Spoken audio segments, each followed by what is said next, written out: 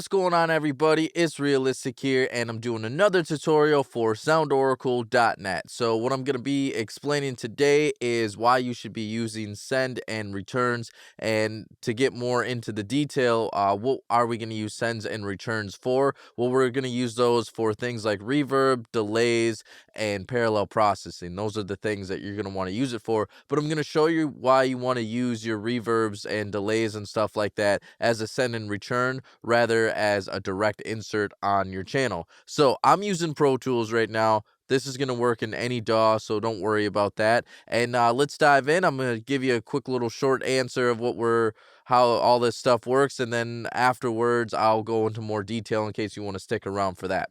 So I got this loop right here from Oracle and I's new loop pack called Love Sick. So I figured this would be a perfect one to just pull up real quick because it had some vocal samples here. And so let's kind of show you what this sounds like.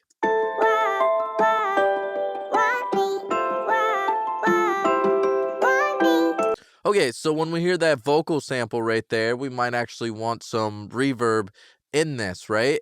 Because it could kind of give it a little bit more space and stuff like that. Well, we want to put the reverb as a send rather than directly on here, and there's a few reasons why we might want to do that. And one big reason is it's going to save on CPU, because think about when you use a reverb, there's a lot of times that you might apply that same reverb on different parts. If you got a chorus vocal, a verse vocal, you got some background vocals, you got some instruments that you might use it on. You might have 2 or 3 reverbs that you're using in your mix, right?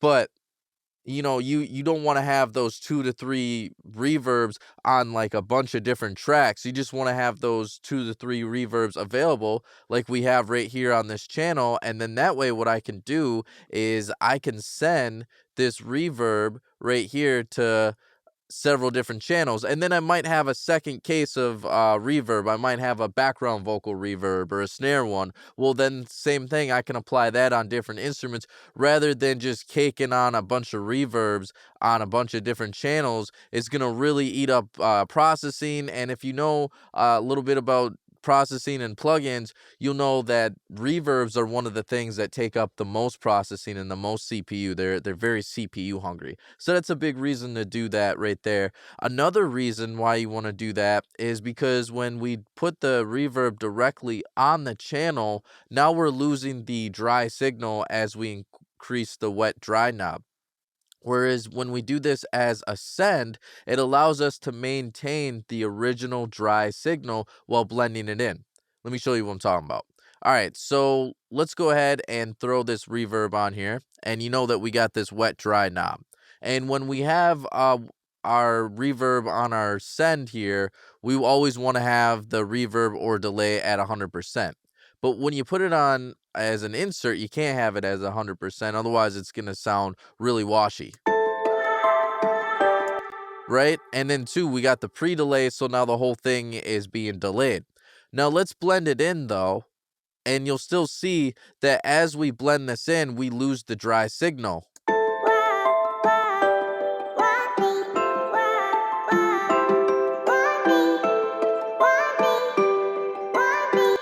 So the problem that we have right now is the vocal is starting to thin out, and we're starting to lose the integrity of how the original vocal sounded like, because as we're increasing this, we're losing the dry signal and increasing the wet signal.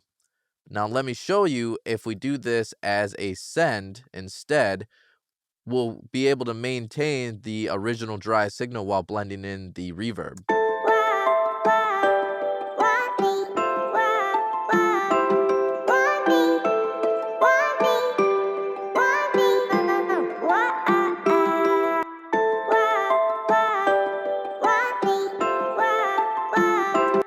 And then let's go back and show you how it sounds like in here.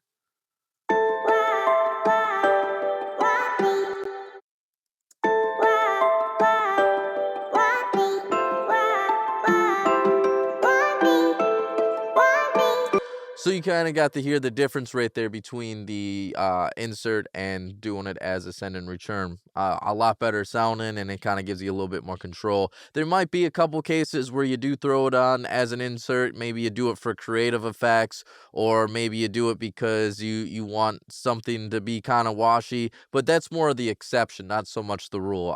As with anything that we do with mixing and mastering, there's always some exception somewhere along the way.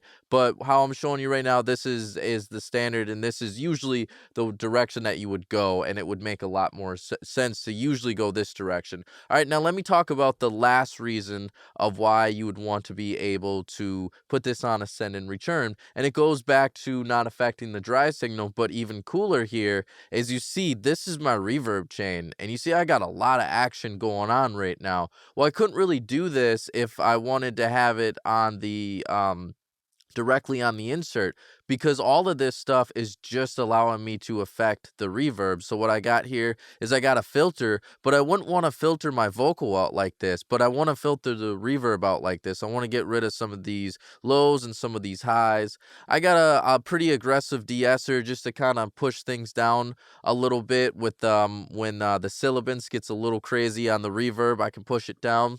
And then I might want to add a little bit of distortion right here. As you can see, I have just a little bit here, and this isn't something that maybe I could do on the vocal if I just wanted to distort the reverb. If I had the reverb as an insert, I would also have to distort the vocal. Nothing wrong with the distorting the vocal, but maybe I just want to distort the reverb.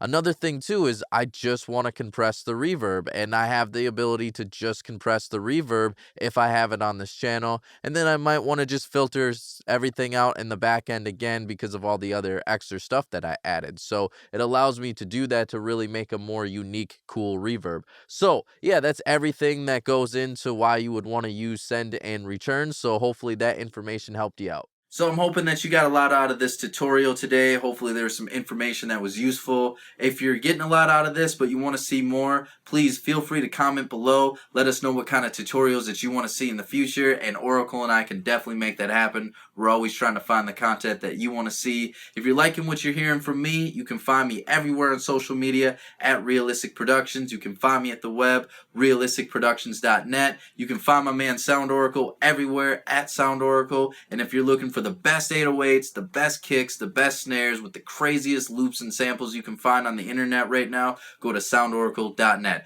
All right, till next time.